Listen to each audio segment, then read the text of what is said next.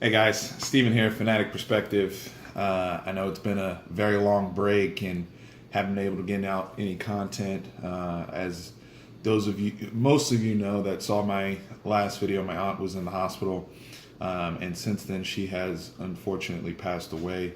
And it's been a very trying time for myself and my family. She was somebody that helped raise me and is a big part of the man I am today. So just had to take some time to myself and gather my thoughts.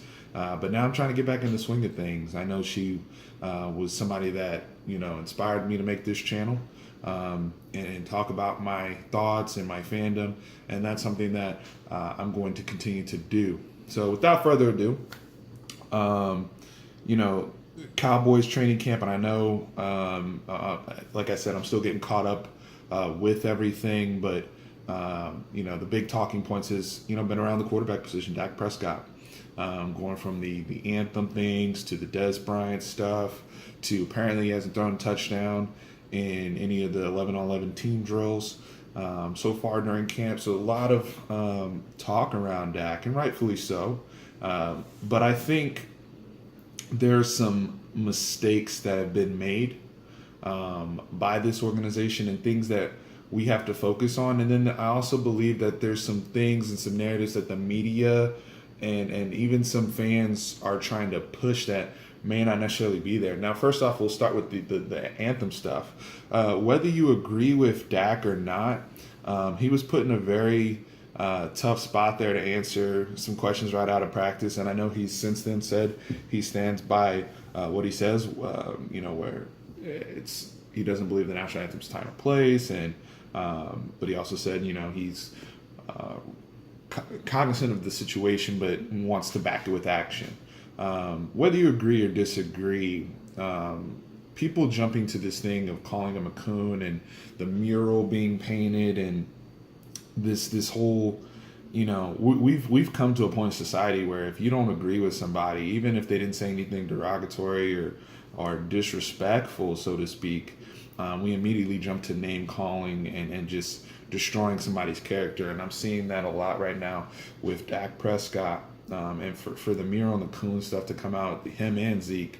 I don't agree with Jerry Jones and any of the stuff that he's putting forth or doing. But at the same token, I don't think, if Dak really feels that way as a man and that those are his beliefs, let's have a respectful discourse over that. Why do we have to jump to the name calling and just berating the guy? So that's a whole nother thing. I'm not going to jump too much more into that, but it's a distraction. It's a distraction because it leads me to my next point. His primary responsibility is not to be a political activist, to be the quarterback of the Dallas Cowboys, point blank. That's what he's trying to accomplish, and quite frankly, he's looking to get paid. He doesn't have, he hasn't made any money yet in terms of the big high dollar contracts that some of his peers are starting to get, or like you see with Kirk Cousins and others, Derek Carr.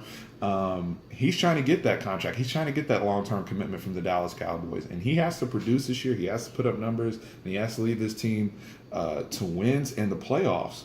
Bottom line, so he has to be so focused on that, and he has to be. If you're in his position and you're working for this organization where they're in the heat of these things, you're going to be a little bit more guarded and conservative with your words if you're trying to get that money.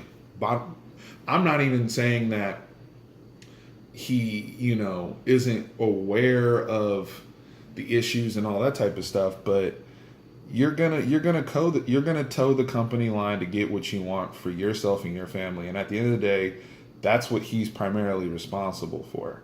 And it sucks because I've started off this video talking about things that aren't even directly related to the football field. But let's get to the meat of the stuff. The training camp video, the footage we've seen, just everything that's been reported and what we're hearing.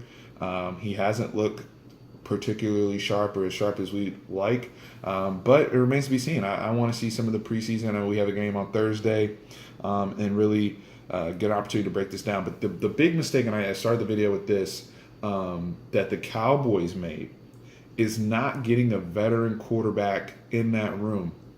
You're going to a new quarterback coach with Kellen Moore, who's been on the team, but now he's your quarterback coach. And then you have Cooper Rush, who was undrafted last year, that made the team and gave us a little bit of a spark last preseason. And then you have Mike White, who we drafted. What are those guys adding, mentally in the quarterback room? Those guys are still developing. They're still learning. What insights are they helping Dak with? One of the biggest reasons, and I will continue to say this, and I've said this on this channel before, one of the biggest reasons why Dak had so much success his rookie year was being in a quarterback room with Kellen Moore, Mark Sanchez, and Tony Romo. That collective brain trust that they were able to pour into a rookie in terms of decision making, just scenarios, things, the peace of mind that he had coming off of the field with different sets of eyes and experience. I would have liked to see the team go back to something like that. I'm not even saying you have to get the most accomplished guy, because that does cost money. Backups are becoming more and more expensive every offseason, but just something. I mean, you look at Arizona, they drafted Josh Rosen, but they have Sam Bradford and I think a Mike Glennon as well over there. Those are people in the room that have taken a lot of NFL snaps, seen a lot of different looks, and maybe, they haven't been able to stay healthy, or they haven't been the most effective players on the field, but they've seen a lot. We know they're smart guys. I think just input like that, and even competition on the practice field. One of the things too is Dak Prescott. He's not going to be threatened by Cooper Rush. He's not going to be threatened by Mike White. And Mike White might be, the most accurate person on the roster, but he's not going to be ready unless he blows us away. He's not going to be ready to play. So it's going to be Dak Prescott's team, but I like having my quarterbacks having that healthy look over the shoulder, especially when they're still developing. He's not at the level of Aaron Rodgers or one of these established guys where he's been in the league long enough, has enough notches on his belt to where he can carry the quarterback room on his own without other veteran guys and veteran input. I think that is very, very important. Right now, we're going to be heavily reliant on Kellen Moore really developing him and Scott Linehan, of course, in that quarterback room. Because Jason Garrett, bottom line is, Jason Garrett as a head coach has to oversee the entire team. So the time in the film room, that's not going to be there from the head coach. That's going to come from Linehan and, more importantly, Kellen Moore. And that's a concern that I said on this channel earlier in the offseason, and I'm going to continue to say now just with the things that I'm hearing.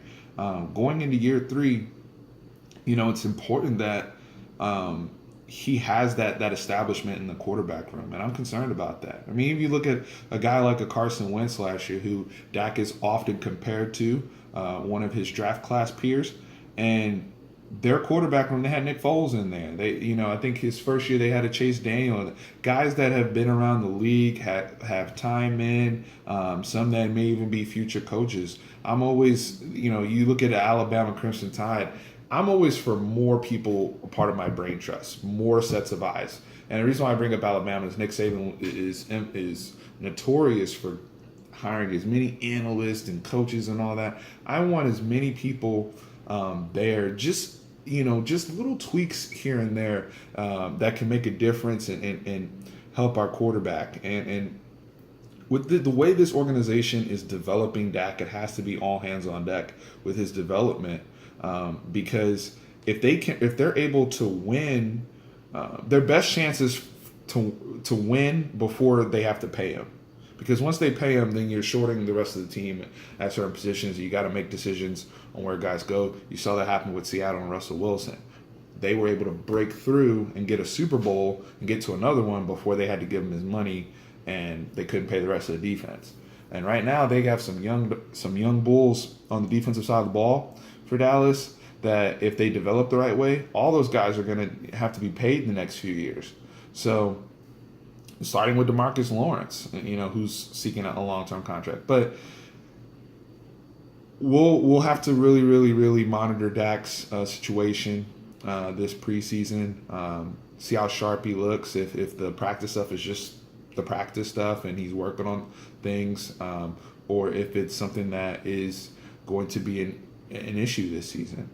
So glad to be back, guys. Just wanted to get out my general thoughts. I'll be, like I said, getting up to speed with camp and be pushing out some more videos. But y'all let me know in the comments what you think, if you disagree, if you agree, and why. So love to hear from y'all. Appreciate it. As always, Fanatic Perspective over and out.